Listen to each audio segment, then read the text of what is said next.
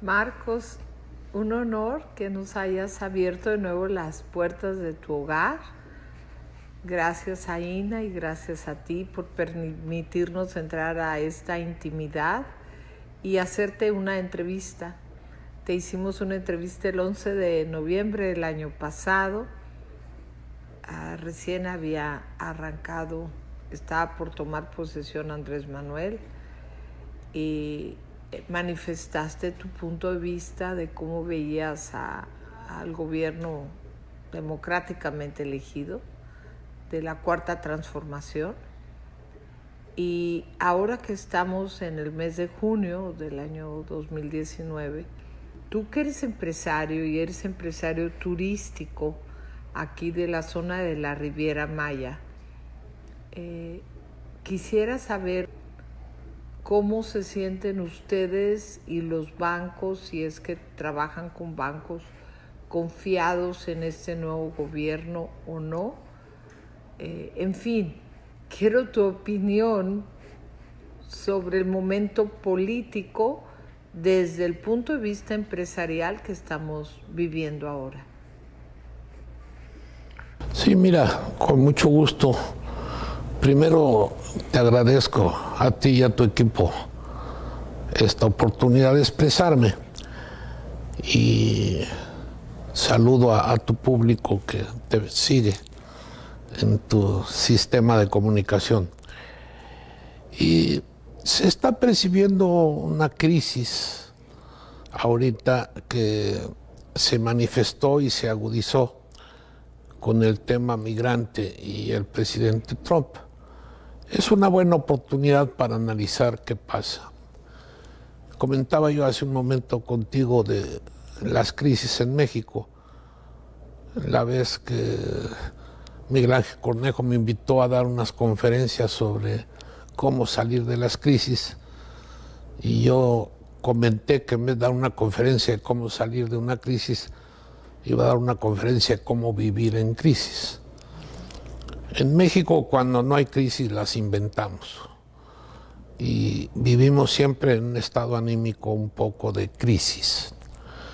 Yo creo que es una forma tensa de ir hacia adelante y que le ha dado resultado a México. Efectivamente, nos entrevistamos hace tiempo. Yo escribo aquí para una revista del Centro de Creatividad Literaria y he escrito 2 artículos y uno tercero que está por salir, hablando de este proceso de López Obrador. En la primera revista, que es esta que tengo aquí, se llama Tropo a la Uña. Tropo a la Uña. Se habló de Andrés Manuel con empresarios que tienen conciencia social. Ahí lo que traté de expresar fue que la llegada de Andrés Manuel había despertado una profunda inquietud en un sector de la población. Y puse como ejemplo, que también lo mencioné en la anterior conferencia, a Diego Cervantes, el jefe Diego de Ceballos, que la televisión pregonaba que había que enfrentarse al presidente.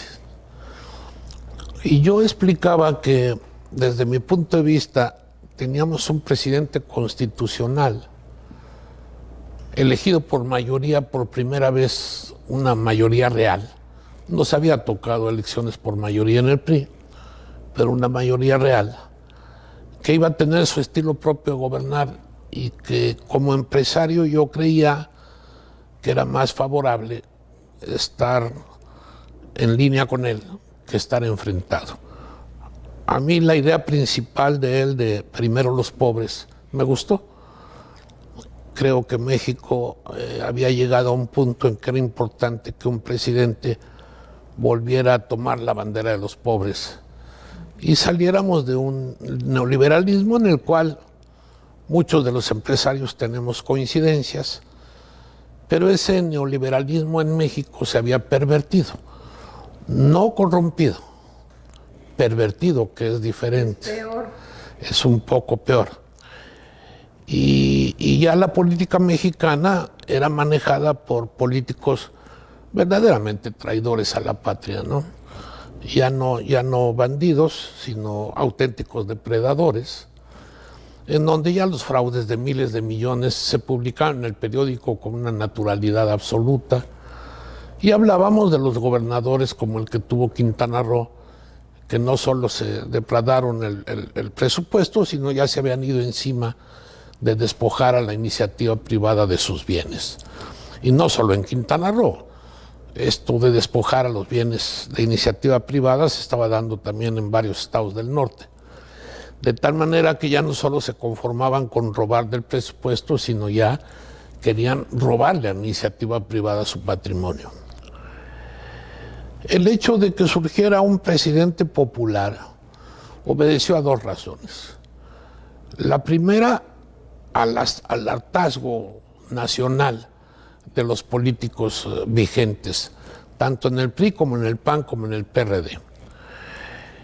Y segundo, a la bandera que él tomó de darle a los pobres apoyo. Y eso cautivó a la gran masa y por primera vez tenemos un presidente electo por mayoría absoluta. La iniciativa privada se desconcertó y se empezó a sentir una especie de enfrentamiento. Las primeras decisiones de López Obrador, que también ya las hemos mencionado, como fue el suspender el aeropuerto, como anunciar el Tren Maya, anunciar la refinería de Dos Bocas y anunciar el transísmico, han sido decisiones muy cuestionadas. Y esto ha polarizado el sistema. El segundo artículo que yo publiqué se tituló López Obrador, Esperanza y Riesgo. Y en ese describo la parte de esperanza que ha significado para el pueblo de México tener un presidente que habla su lenguaje, que se comunica con él, que está cercano al pueblo y que quiere estar cercano al pueblo, que proyecta una imagen veraz de honestidad y que ha tomado como bandera entre rescatar al pueblo del abandono y explotación en el que había estado y también rescatar a la sociedad. Yo diría una campaña moralizadora, una actitud moralizadora, cuyos ejes principales son luchar contra la corrupción, para lo cual hay que luchar contra la impunidad, de otra manera no se puede. Y entonces tratar de depurar el sistema moral y luchar también contra la inseguridad. En sus tres frentes ha tenido una tremenda crítica, ¿no? Vamos a poner como ejemplo su lucha contra el huachicol. En la lucha contra el huachicol, los periódicos durante los 2 meses agudos de la crisis fueron totalmente antagónicos a la idea. Publicaban una y otra vez, diario, en todos los periódicos y en toda la televisión, lo mal hecho que había estado la campaña en contra del huachicol. Hablaban de improvisación, hablaban de que no habían tomado en cuenta números reales, hablaban de que el país se iba a hundir por falta de abasto de gasolina. Y el resultado final fue que después de 2 meses se acabó el huachicol en México en un 95%, que significaba un robo a Pemex de 50,000 millones anuales, hecho por las mismas gentes de Pemex y por el pueblo. Y sin embargo, cuando se acabó el huachicol, se volvió el abasto, se normalizó, nadie dijo una sola palabra del éxito increíble de una campaña asombrosa que eliminó una corrupción de 50,000 millones en 2 meses, sin que pasara nada, absolutamente nada, perjudicial para ellos. Nada grave. Ni un muerto fuera nada grave. Aquel accidente del pueblo, pero no fue obra del gobierno. No fue obra del gobierno, que también demostró que aquello del pueblo bueno siempre pues está por verse, ¿no? En el Huachicol estaban gentes del pueblo, apoyando al Huachicol, mucha gente del pueblo. Necesitados o no es otra visión. Y nadie reconoció ese éxito. Eso es lo que está pasando. ¿Por qué?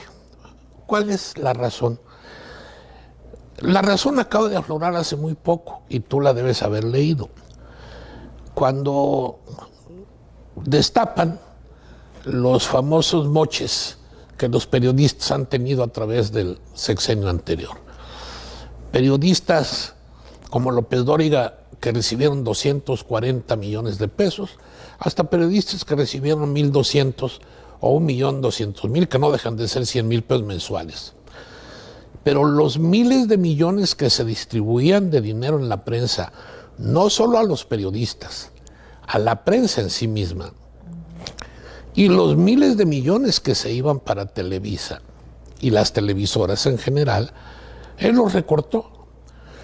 Yo considero razonable que cualquiera al que le quitan, pues vamos a llamarle una beca de 240 millones en 6 años, pues se incomode, ¿no?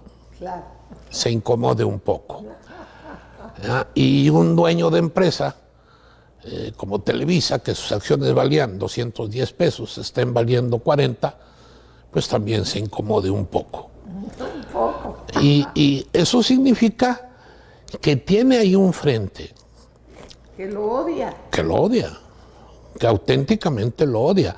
Lo odia porque le ha quitado ese enorme privilegio que tenían de manejar dinero incondicional, simple y sencillamente no en comunicación, en tratar de estar limpiando la imagen de políticos corruptos que gastaban miles de millones para que su imagen en el periódico fuera repartiendo dinero a los pobres o asistiendo a un hospicio o haciendo imágenes de que estaban sirviendo al pueblo mientras lo estaban saqueando.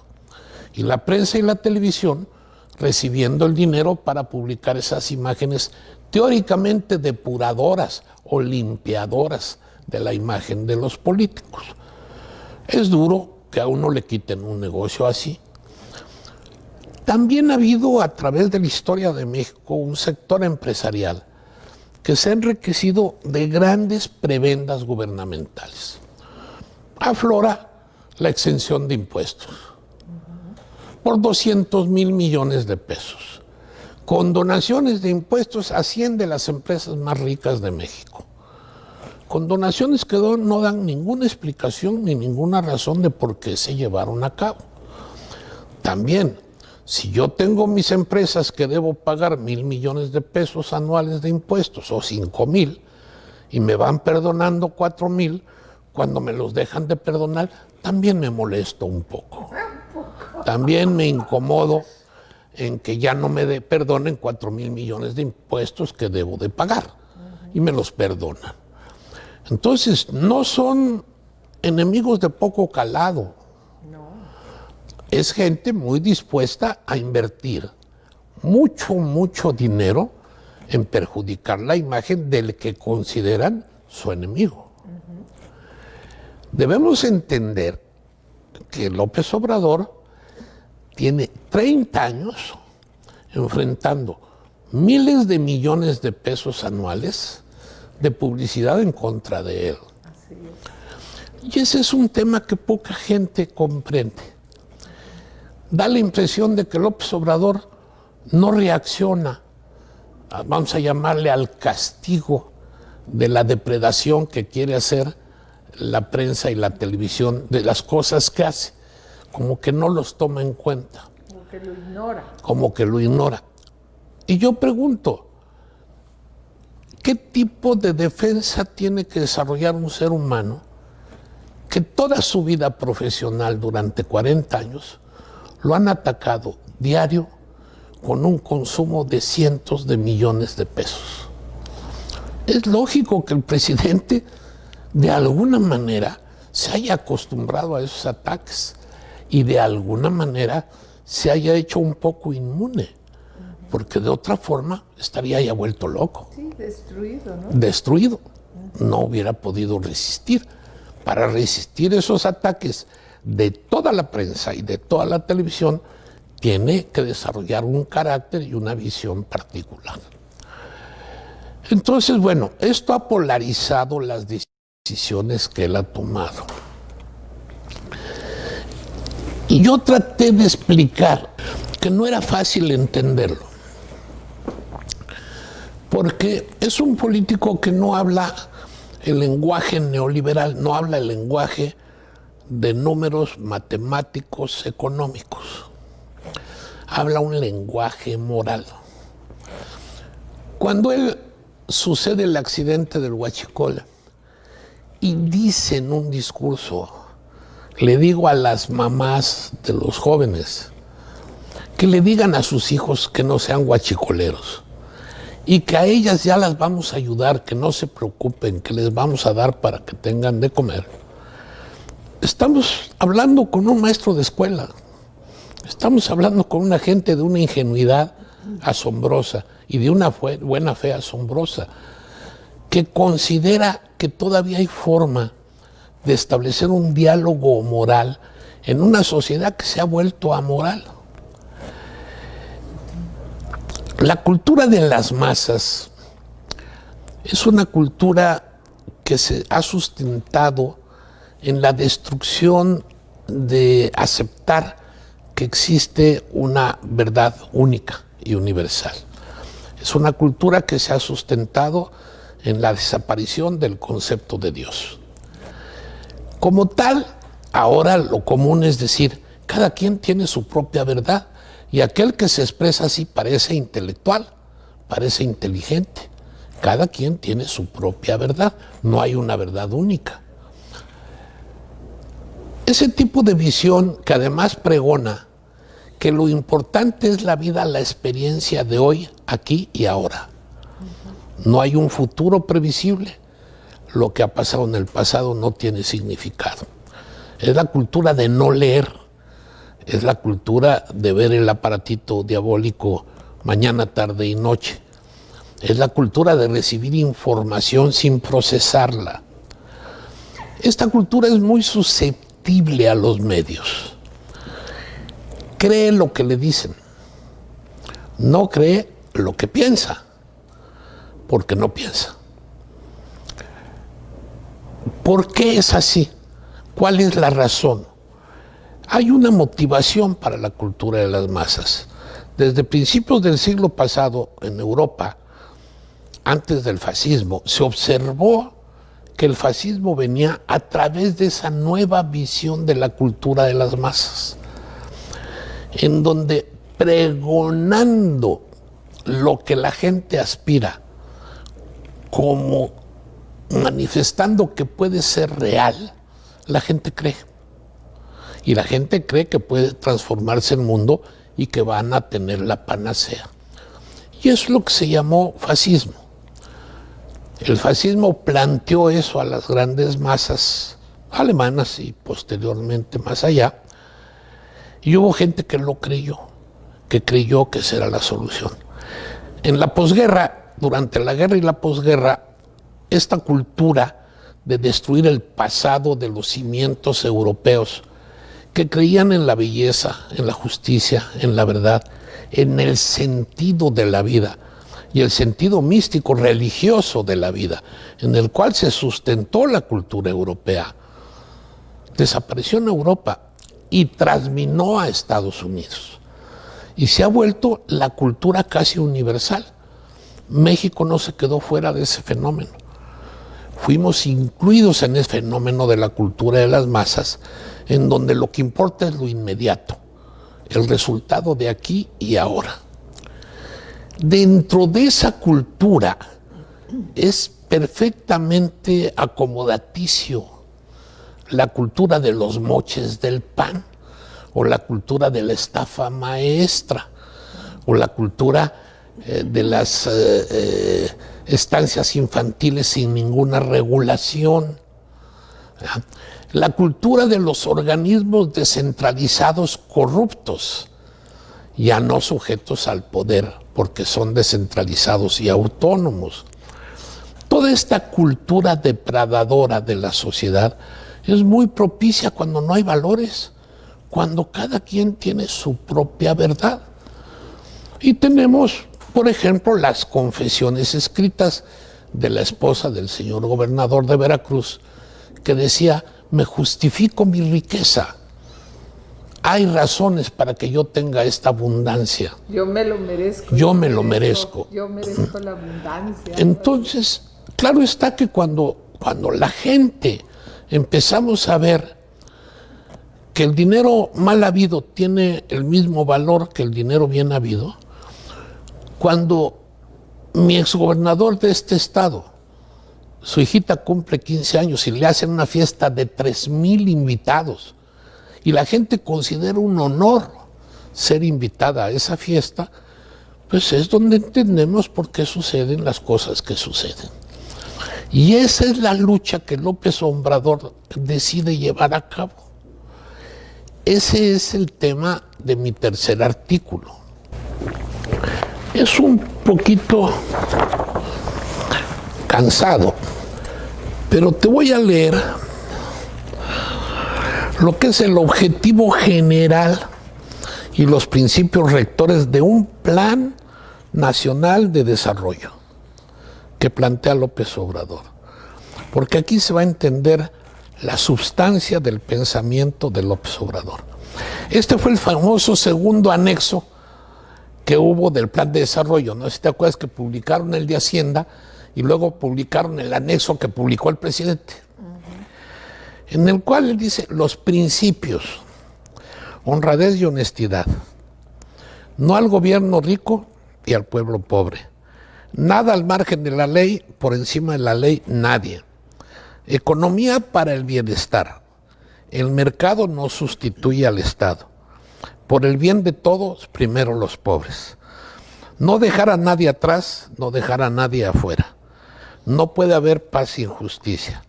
El respeto al derecho ajeno es la paz, no más migración por hambre y violencia. Democracia significa el poder del pueblo y ética, libertad y justicia. No habla de un solo peso, un plan de desarrollo. Estamos acostumbrados al plan de desarrollo a que diga, se invertirán tantos millones en infraestructura, se invertirán tantos millones en el desarrollo de la educación, tantos millones en esto. El plan de desarrollo lo entendemos como una inversión económica y él lo entiende como una inversión moral. Totalmente, ve los 12 principios. Los 12 principios hablan de moralidad, hablan de limpiar al país de esa estela de corrupción y perversión en la cual habíamos caído. Ese es el lenguaje que no estamos entendiendo. Queremos que vuelva a hablar el lenguaje neoliberal. Queremos que nos vuelva a hablar de millones y millones y millones. Nunca lo va a hacer. La iniciativa privada pide garantías. Lee los periódicos, día tras día tras día. Para invertir queremos garantías. El presidente dice, voy a respetar la macroeconomía. Voy a respetar el presupuesto. No voy a endeudar el país. Fíjate, lo dice y lo firma públicamente. No me voy a reelegir. Voy a procurar la democracia. Y soy partidario del mercado libre y la propiedad privada. Apenas surge la sombra de un arancel que pudiera poner en riesgo inclusive el Tratado de Libre Comercio, se mueve como ningún presidente lo ha hecho para eliminar esa posibilidad, para que no se vaya a dar esa posibilidad. Es un apasionado del Tratado de Libre Comercio. La gente no entiende que el Tratado de Libre Comercio es un tratado que nos obliga a la democracia, que nos obliga al libre mercado, que nos obliga al respeto de la propiedad privada, que nos obliga al respeto del espíritu empresarial, está impregnado en el Tratado de Libre Comercio que tenemos firmado con el país más poderoso del mundo, que es además nuestro vecino. ¿Qué más garantías le pueden pedir al presidente que lo que está ofreciendo? ¿O quiere que le den, yo como empresario, quiero que me dé un aval de que si pierdo dinero me lo va a regresar? ¿Eso es lo que quiero? ¿O quiero que me dé a ganar toneladas de dinero vía privilegios corruptos del gobierno? ¿A qué le llamo garantía? A mí si me garantizan mi derecho de libertad y mi derecho empresarial de crear riqueza, no necesito más garantías. ¿Qué otras garantías puedo pedir? Tomo los riesgos que tomo en los negocios, y los negocios son un riesgo. El negocio sin riesgo es inmoral. Por eso el monopolio es inmoral, porque el monopolio elimina el riesgo. Así es. Eso es lo que lo convierte en inmoral. Pero en México, las grandes fortunas históricas, todas se sustentan en orígenes monopólicos o contubernios con el gobierno. Entonces, claro, se acaba eso y temblamos. Los empresarios queremos más garantías. No entiendo, de veras no entiendo, cuando piden más garantías que las que él da, que es respetar los principios básicos del libre mercado, de la democracia y de la libertad, son las únicas garantías que un empresario debe pedir para ser creativo y para generar riqueza. Entonces, si seguimos pidiendo garantías y por eso no invertimos, pues claro, no se está recabando lo suficiente, no está viendo el ingreso que el país necesita para los programas sociales que él tiene planteados, y todo se va volviendo complicado. Porque si la iniciativa privada se retrae y no desea invertir, caray, a mí me da pena ver cómo los países extranjeros están invirtiendo con confianza en México. Así es. Se batió el récord de inversión extranjera en el primer trimestre de este año. Banqueros, empresarios extranjeros ven a México con buenos ojos. La del Fondo Monetario Internacional, que es uno de los esbirros más grandes del neoliberalismo económico, se expresa extraordinariamente bien de la entrevista que tuvo con el presidente. Claro, los mecanismos corruptos del neoliberalismo, como son las calificadoras, entiende la baja de calificación a Pemex. Cuando un primer gobierno elimina el huachicoleo, 50,000 millones anuales de robo, invierte 100,000 millones del presupuesto, programa otros 50,000 millones del presupuesto para programa hacer una refinería, que es el negocio más obvio que he visto en mi vida. Vi un programa de televisión donde decían, aquí llega 1 millón de barriles diarios a este lugar, ahí a Dos Bocas. De aquí salen en barco, se embarcan para que vayan a Estados Unidos y de allá regresan refinados. Pero insisten en decir que no es negocio. Mi esposa y yo hicimos un viaje el año pasado, ya lo mencioné, vimos en construcción 4 inmensas refinerías.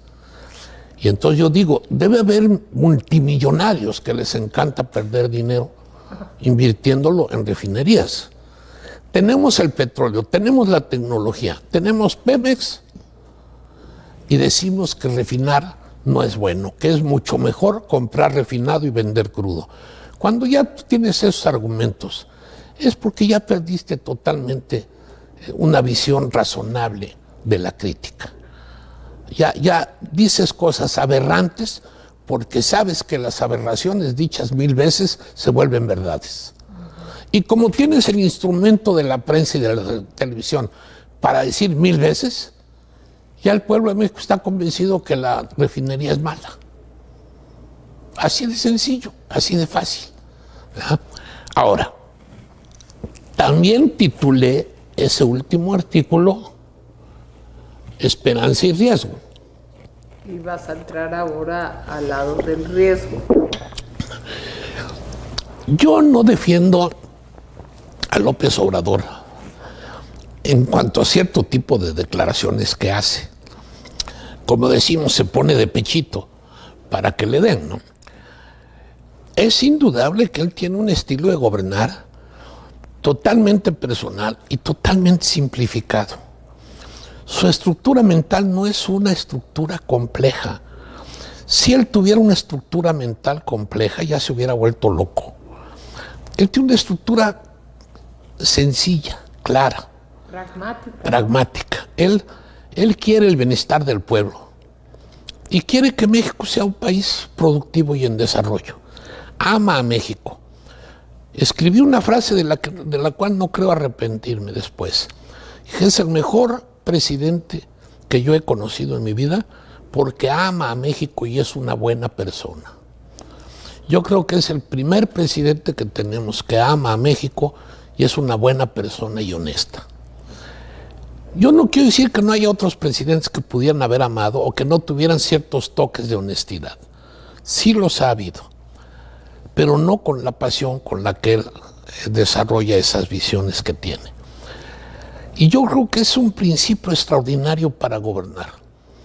Cuando amas aquello que haces, cuando no es que ames el poder, amas la posibilidad que te da el poder de servir a los demás. De servir a los demás. Esa es la verdadera posibilidad que tú debes de amar. ¿Cómo lo sirves? Que igual lo veo en la actividad empresarial. Yo creo que el empresario que tiene éxito porque hace algo que le sirve a los demás. Claro. Nadie va a comer un pan feo porque es caro. Nadie lo va a hacer. Nadie va a ir a un hotel carísimo, feísimo, que le den muy mal servicio, que lo traten mal. No, la gente sabe en qué gastar su dinero, sabe en qué invertir. De tal manera que esta visión que está viendo ahorita está en su punto culminante, es mi punto de vista. Ya hay gentes como el presidente del Consejo General Empresarial, que externando las cosas en las cuales no está de acuerdo, sí está de acuerdo en que debemos invertir en México y seguir adelante. Y hay sectores de iniciativa privada que se están dando cuenta que no hay riesgo de invertir en México. Y ya empiezan a despertar la conciencia de los demás para que México despierte. Nosotros, como grupo, estamos con todo el acelerador a fondo. Con todo el acelerador. Te comentaba yo que hoy estamos firmando un crédito para seguir adelante con todos nuestros proyectos. Y yo creo que cada vez, hotelería en Riviera Maya, hotelería y parques. Entonces yo creo que cada vez habrá más empresarios. También creo que el presidente debe entrar en un proceso de maduración en el poder. No es correcto que si un grupo de empresarios se ampara en contra del aeropuerto de Santa Lucía, él diga que son sus enemigos. No. Todo mundo tiene derecho de ampararse ante algo que considera inadecuado o mal hecho por parte del gobierno. Ya el amparo resolverá si tiene o no razón. Pero no porque yo me ampare en algo que creo que el gobierno hace mal, soy enemigo de López Obrador. López Obrador debe reconocer el amparo como un derecho legal y honesto, no de un enemigo, sino de una gente que piensa diferente a él, que eso no lo hace su enemigo. Hay contradicciones. Ese dicho de nada fuera de la ley y nadie por encima de ella es bellísimo. Él lo ha esbozado varias veces. Sin embargo, mantuvo a la gente arriba de las vías contra la ley porque es su obligación proteger los derechos de vía de federales en contra de la iniciativa privada que estaban perjudicando. ¿Por qué los dejó estar ahí en contra de la ley? Tú no puedes decir un dicho así y por otro lado no llevarlo a cabo. Si es nadie por encima de la ley, es nadie, a menos que tú digas honestamente, salvo los que yo quiera.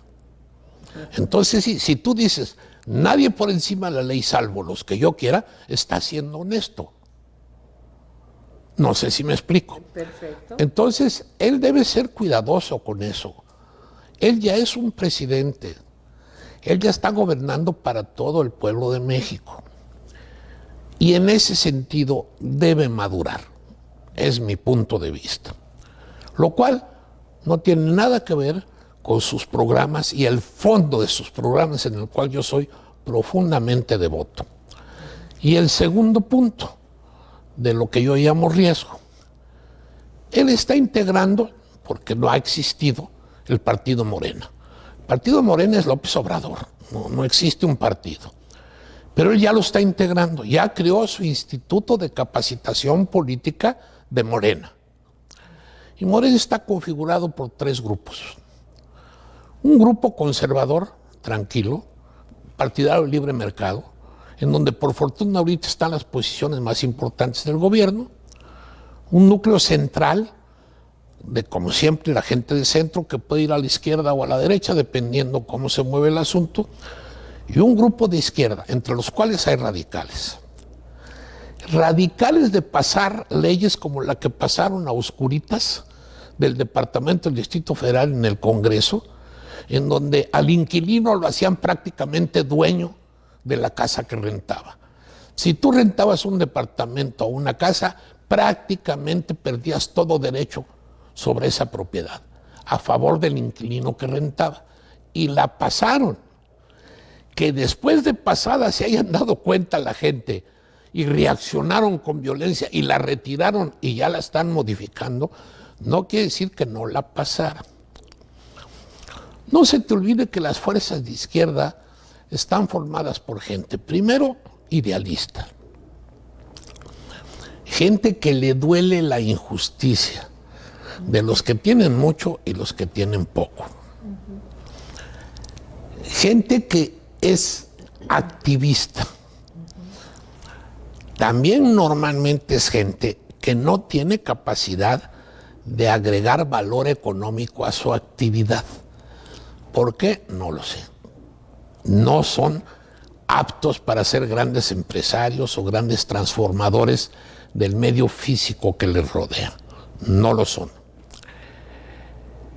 Dentro de esas circunstancias, se presta mucho a confundir la justicia con la venganza. Muchas fuerzas de izquierda vienen de procesos muy sufridos. Gente pobre, gente que ha sido abusada, gente que no ha tenido justicia en su vida. Anhelan justicia, pero luego lo buscan a través de la venganza. Está demostrado 1 y 100 veces que no se puede repartir riqueza sin producirla. No se puede repartir riqueza sin producirla. Los mecanismos que se han desarrollado en el mundo para producir riqueza se llaman sector empresarial. No ha habido nada que sustituya al emprendedor particular para generar riqueza. En 10,000 años de historia occidental, la riqueza se genera con el trabajo. Es algo que les cuesta un trabajo a las gentes de izquierda inmenso entenderlo. Porque ellos consideran que la riqueza es solo la especulación o la plusvalía. No, la riqueza es el trabajo. Sin trabajo no se genera riqueza y no hay nada que repartir. Esos sectores de izquierda que no creen en eso, destruyen, reparten la riqueza existente,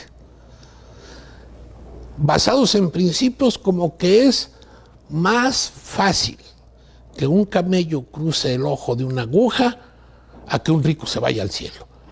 Todos los ricos son pecadores y hay que quitarles lo que tienen para repartirlo entre los pobres. Ese sector de izquierda que está ahí refugiado en Morena es un peligro para México. Pero ese peligro, ¿cómo se neutraliza? ¿Con insultos, con gritos, con pataleos? No. Se neutraliza con una oposición consciente. En una democracia, lo que tú tienes que crear son los péndulos de poder. Nuestro famoso periodo de estabilización de la posrevolución, en donde había un presidente un poquito de izquierda y un presidente un poquito de derecha. Fue genial. Fueron 40 años de un desarrollo maravilloso para México y de una gran justicia social. Se pierde el péndulo cuando el neoliberalismo se posesiona, entran los tecnócratas y se acaban los factores de equilibrio. Y entonces surgen los archimultimillonarios y los archipobres. Nosotros lo que tenemos que crear, toda la gente que está preocupada con López Obrador debe aglutinarse en un partido de centro, consciente de que los valores de López Obrador en relación a lo que le está dando al pueblo son repartos justos y adecuados. Antes, casi nadie observa los proyectos de gobierno. Lo que daban los famosos proyectos de gobierno a la comunidad es casi lo mismo que está repartiendo López Obrador. Nada más que antes lo hacía con intermediarismo corrupto. Como decía un amigo mío, uno para ti, uno para mí, uno para ti, uno para mí, uno para ti. Repartían uno para el pueblo y uno para los políticos. El que parte y reparte sea la mayor parte. Así es. Y se quedaban con la mitad de lo que repartían. Hoy ahora quiere que de Hacienda salga tu cheque a tu casa para que no haya un intermediario que se quede con tu dinero. El costo es parecido. Eso es lo curioso. El costo es parecido, sin estafas maestras, pero parecido. De tal manera que sí funciona. Si un partido de oposición sale en contra de esos factores de justicia social que se están estableciendo, va a perder porque Morena va a tener 16 millones de votantes que les dan dinero. Hay que apoyar esos programas y apoyar la generación de riqueza a través de la iniciativa privada. Debe ser un partido de centro, no de derecha y no de izquierda, pero de centro con conciencia social. Hay que crear un nuevo partido, porque si creemos que del PRI o de la cloaca del PAN o del PRD va a surgir el liderazgo que renueve al país, pues estamos muertos. De una cloaca solo salen malos olores. No puede salir otra cosa. Tiene que haber un nuevo partido que surja de esa gran clase media y de la clase política que no está coincidiendo con López Obrador en sus decisiones, para neutralizar el riesgo de congresos y senados absolutos que son los que ponen en riesgo la democracia. No debemos olvidar nunca que el poder absoluto corrompe. Al más limpio lo corrompe. No es conveniente que López Obrador tenga un poder absoluto. Aunque a mí sí me gusta el poder que está teniendo ahorita, porque de otra manera no hubiera podido hacer nada. Era lo que yo quería, me iba a atrever nomás a puntualizar, que como Andrés Manuel, algunas de sus reformas son tan de fondo como simplemente no querer que continúe la corrupción. Muy difícilmente él podría, con un poder no muy fuerte como el que ahorita sí tiene en el legislativo, bueno, él es el ejecutivo y el judicial sabemos que no está con él, pero muy difícilmente hubiera podido pasar nada de sus pretendidas reformas. Y sabemos que el judicial no está con él, pero también sabemos que el judicial es el gran problema de la impunidad en México. Así es. O sea, el judicial es el estorbo más grande que tiene México en contra de la lucha contra la corrupción. En algunos países el poder judicial es votado y en México no. Así es. Lo cual es una gran debilidad. Yo creo que se debería de impulsar una ley donde los jueces sean votados, porque con esto de las designaciones de jueces está completamente fuera el poder del presidente, sí, pues los tres poderes divididos, pero también del pueblo, y resulta que somos estamos a la merced de lo que diga un juez, y ya sabemos que han dicho los jueces, incluyendo en ocasiones la Suprema Corte de Justicia, dejando libres a los peores gobernadores y exgobernadores corruptos, para no mencionar presidentes y demás, ¿no?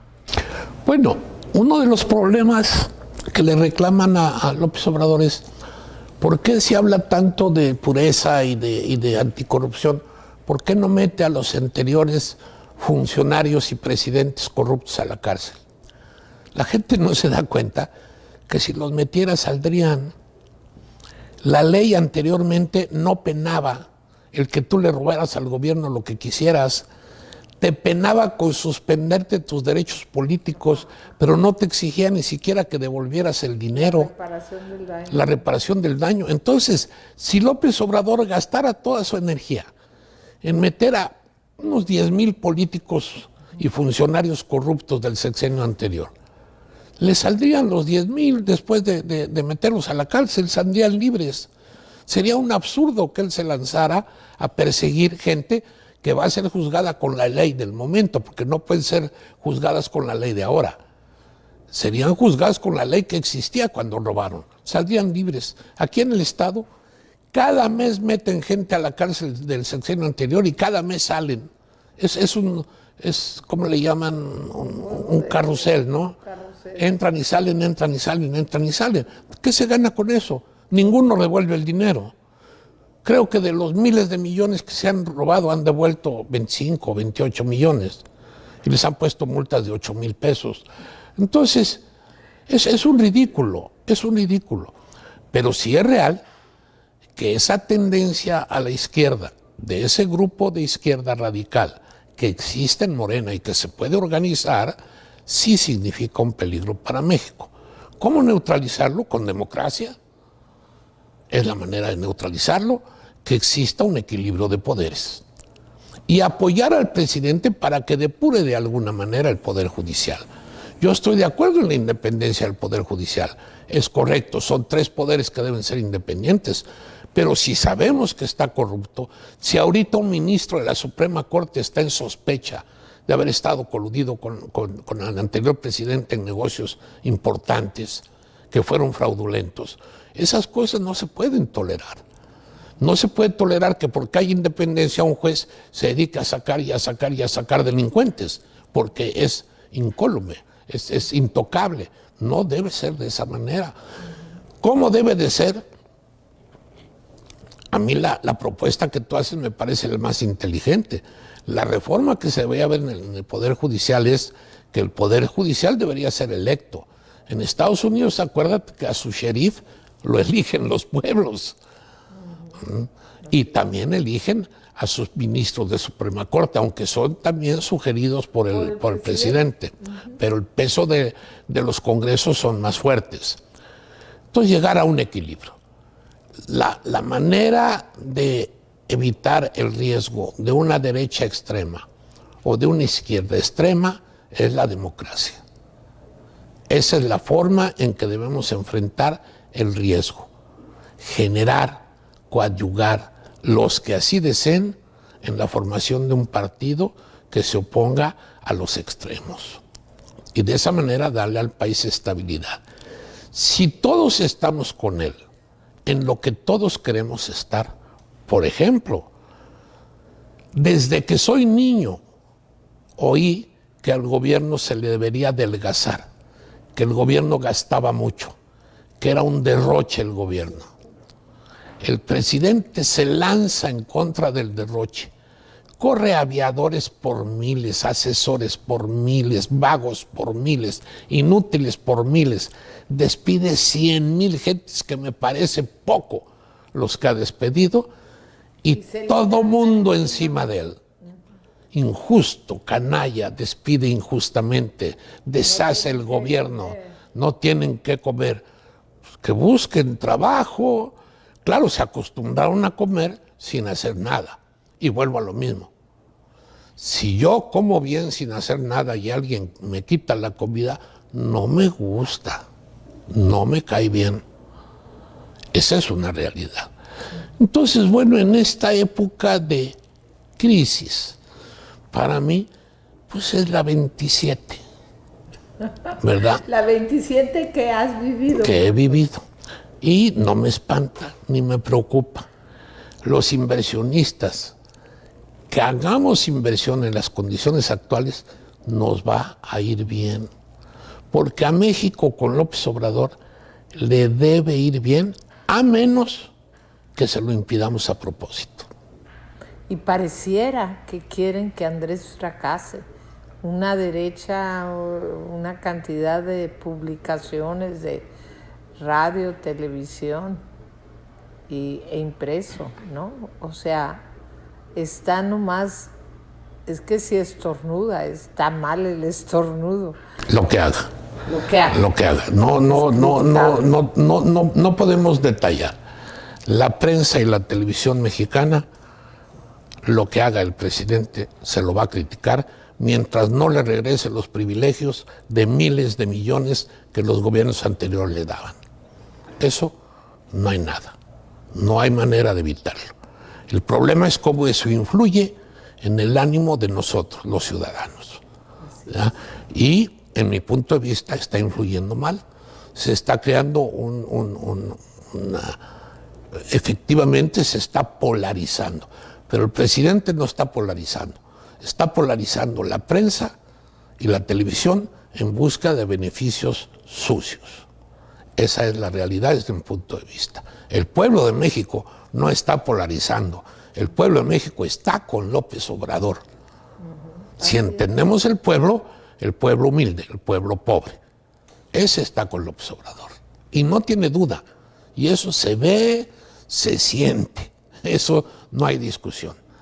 Pero sí, la prensa y la televisión está polarizando la clase media y la clase empresarial, que para mí debe madurar, debe reconsiderar, debe observar de fondo lo que está pasando y las garantías que López Obrador está dando.